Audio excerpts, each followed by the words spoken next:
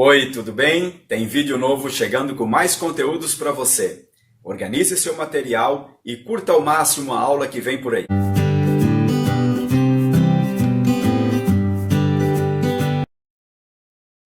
Oi galera, tudo bem? Hoje em filosofia vamos então continuar a nossa conversa sobre alguns autores da filosofia do passado e hoje então vamos ver um pouco sobre Aristóteles. Foi discípulo de Platão, mas recusou a teoria do conhecimento de seu amigo e mestre, que opunha o mundo sensível ao mundo inteligível. Para Aristóteles, a ciência é o conhecimento pelas causas.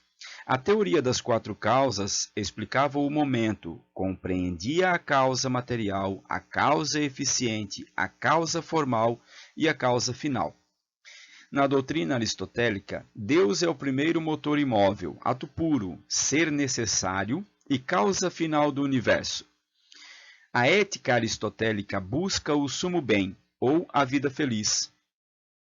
E Aristóteles elabora uma teoria política de caráter normativo e prescritivo, assim como Platão, mas não concorda com a visão de cidade utópica de seu mestre. Então aqui um pequeno resumo, uma síntese dos assuntos e temas que a gente vai ver adiante. Na sua relação com o poder, Aristóteles foi o educador de Alexandre da Macedônia. Ele tornou-se protegido de Alexandre por isso. Recebia exemplares, por exemplo, de plantas e animais das terras conquistadas por Alexandre. E morreu 1 ano depois do conquistador. Aqui uma curiosidade. Fundou em Atenas a sua própria escola, que se chamava O Liceu. Ministrava aulas peripatéticas, onde ele ensinava a seus alunos andando de um lado ao outro pelos jardins da escola, relacionando teoria com o objeto. Nasceu em Estagira, no norte da Grécia, e seu pai era médico. Formação inicial é empírica, observação do real, ou seja, a partir das sensações, a partir dos sentidos, nós podemos fazer e nós fizemos o conhecimento. Porém, é na abstração, é a nossa razão, a alma, então, para Aristóteles, onde nós vamos fazer o verdadeiro conhecimento. Aos 18 anos, ele chegou em Atenas para estudar na Academia de Platão.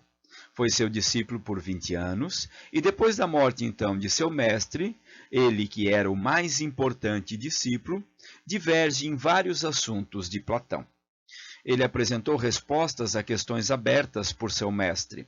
Principal ligação com o mestre foi a convicção metafísica. A realidade e o pensar racional se vinculam perfeitamente. O filósofo ele aprende e ensina os mecanismos do ato de conhecer corretamente. É o filósofo que é o centro, a ponte mais importante do conhecimento no mundo. O que importa é a ação da razão para capturar a essência das coisas verdadeiras e universais. Aqui, muito presente, então, a ideia das sensações, dos 5 sentidos, onde os sentidos, eles iniciam o conhecimento, eles captam a essência das coisas, dos objetos, e a partir daí a razão faz o conhecimento verdadeiro. Ele estudou vários assuntos, como física, o sentido de natureza, na metafísica, o que está além da natureza ou do estado da natureza, o que não é físico, na ética, o comportamento voltado para fins, e na política, a organização da comunidade, do Estado, da polis. Defensor de uma ordem hierárquica que justificava teleologicamente, ou seja, ia de um nível a outro em um movimento de ascese, chegando a um estágio supremo, que assim como Platão, denominava de bem ou felicidade e que seria a capacidade própria de cada pessoa, aquilo que a natureza lhe destinaria como propósito, e que em grego é dito pela expressão eudaimonia, cuja tradução é felicidade, e refere-se mais ao estado de espírito, um estado de graça, um estar pleno. Possível somente pela reflexão teórica ou contemplação racional, poderia se chegar à eudaimonia. As coisas não são criadas, mas elas são descobertas pelo esforço teórico da razão. As coisas já existem, já estão aí construídas. Não via a realidade matematicamente como Platão. O conhecimento partia das coisas concretas, descrevendo-as, classificando-as e explicando-as. A essência está nas próprias coisas e não além delas. As coisas existem objetivamente. Ao filósofo, então, cabe conhecê-las e repassar este conhecimento aos outros. Saber como realmente são para a razão. Ele se afasta da ideia de Platão, que afirmava que as coisas sensíveis são cópias infiéis da realidade. Lembram lá da ideia de Platão, do inteligível? Afasta-se do subjetivismo dos sofistas, que afirmavam que o conhecimento das coisas são relativas. Criou um sistema de classificação.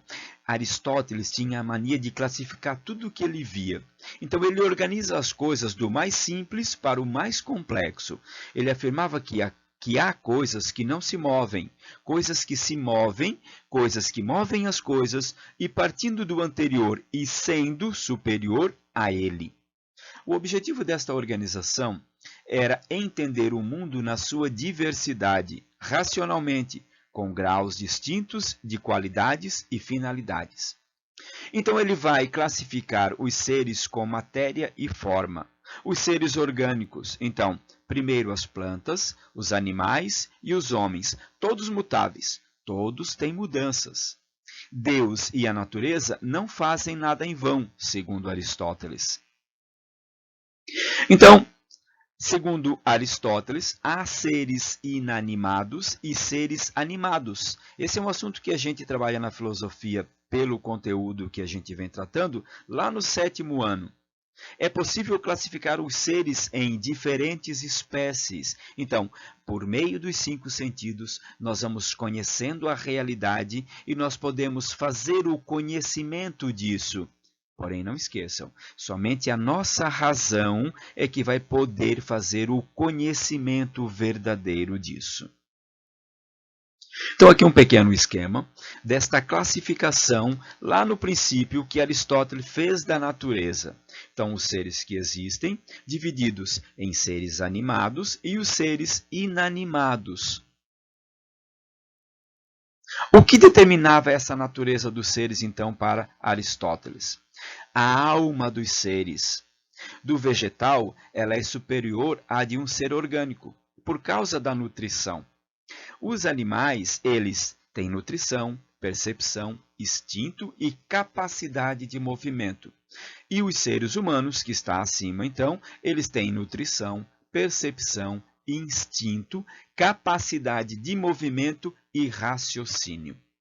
Para Aristóteles, o homem é um animal racional. Ele afirmava a existência de almas celestes, destituídas da matéria, ou seja, sem corpo, sem capacidade de sofrerem mudanças. Movimento celeste era circular, numa interpretação de que a coisa era perfeita, eterno e não retilíneo, e o mundo supralunar que estava acima do sublunar. Os astros exerciam influência sobre o sublunar, ou seja, sobre a Terra. Aristóteles não aceitava nem o vazio e nem o infinito. Tudo tinha que ser movimento. Mover para ele era ocupar espaço no tempo. Por isso ele não acreditava no vazio e nem no imóvel, porque mover-se é ocupar o lugar no espaço. Necessário, então, existir um ser movente, mas imóvel, que iniciasse a transformação, porém não se transformasse, gerasse semente, potência e que fosse ato puro. Então, Aristóteles, a partir daqui, ele traz uma invenção de uma concepção de Deus. Um espírito sem matéria e sem movimento, onde esse Deus teria somente a contemplação de si mesmo como única atividade. Na lógica aristotélica, tudo se justificaria. Dessa forma, ele inventa uma concepção de Deus. Ser que era espírito, sem matéria, sem movimento, sua única atividade seria a contemplação de si mesmo. Não há nada no pensamento que antes não estivesse nos sentidos, segundo Aristóteles. O pensamento é o motor do conhecimento. Então, pelos sentidos, se faz a captação das formas genéricas das coisas. O caminho do conhecimento é a percepção, a fantasia. Porém, é a razão que absorve sua essência pela abstração. Captada pelo entendimento racional, único capaz de vislumbrar a essência, o conhecimento verdadeiro. Sobre os critérios do comportamento humano, ele chamou de ética e buscava encaixar a sua organização metafísica do universo ao comportamento humano. O fim deste comportamento é a plenitude da razão, a imitação do divino.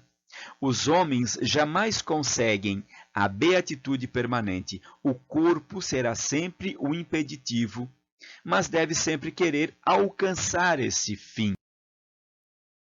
O homem pleno, então, para Aristóteles, ele é feliz, completo é aquele que busca alcançar o total da sua qualidade, aquilo para o qual é capaz de atingir. Só alcançará a plenitude quando desenvolver-se até o limite do possível. E aí então entra a eudaimonia que nós falamos lá no início da nossa conversa. Felicidade é o ápice, o topo do uso da razão. A que conhece as coisas na sua plenitude. Mas o humano não precisa se afastar do mundo para alcançar tais objetivos, porque o conhecimento ele parte do perceptível. O comportamento ético é aquele que condiciona o espírito para o pensamento. E isso precisa de treino. Agir com equilíbrio, para Aristóteles, isso é virtude. O homem virtuoso, então, ele evita submeter-se às paixões, ele opta pelo meio termo, uma forma de equilíbrio. O homem não é obrigado a ser feliz. Ele tem o livre-arbítrio, ele tem o caminho da felicidade, que é o exercício pleno da razão. A felicidade ela não é completa quando está separada da comunidade, ou seja, para Aristóteles, nós vivemos em uma polis. E esta já existia desde sempre. Temos necessidade de viver em comunidade, de participar mais adequadamente no desenvolvimento da polis. Ética e política para Aristóteles estão ligados. Ele também usou seu método de classificação no seu estudo sobre o Estado. É o ponto alto das comunidades mais simples. Então, a partir do casamento, se forma um clã que vai formar uma tribo e que vai formar uma polis. É natural, é tudo aquilo que cumpre sua vocação própria, característico. O Estado justifica sua existência. Então, para isso, o Estado tem que garantir e contribuir para o desenvolvimento da vocação própria da comunidade, ou seja, a plenitude da razão, e não é papel do Estado apenas a segurança e a sobrevivência. O objetivo de gerar condições para o desenvolvimento de uma vida feliz, o Estado tem. Regimes corretos ou corruptos. Conjunto dos governantes, então, para ele, monarquia, aristocracia e democracia. Se seus fins são alterados e a busca do bem comum se desvirtuar, então vai virar tiranias, oligarquias, regimes demagógicos. O Estado ele precisa ser equilibrado para poder garantir uma proporção adequada de bens aos cidadãos. E aí ele vai entender como propriedade, liberdade e mérito. O tirano, ele acha que seu mérito vale mais que outros. A oligarquia considera suas propriedades mais importantes. E no regime demagógico, põe os outros valores a perder em nome de uma suposta prevalência da liberdade. O comando da polis para Aristóteles não deve estar a bel prazer das pessoas. Ele deve estar submetido às leis, à Constituição que organiza o Estado. Para Aristóteles, então, qual era o bem maior? Era a felicidade, que todos os homens eles pudessem, então, evoluir para a felicidade, vivendo bem, participando da sua polis, sendo um ser ético, com justiça, com virtude. Só assim ele poderia alcançar a sua plenitude de razão. Curtiram o conteúdo? Espero que vocês tenham aproveitado ao máximo a aula de hoje. Estou produzindo novos conteúdos e, em caso de dúvida, não esqueça de acessar o chat. Espero vocês no próximo vídeo. Tchau!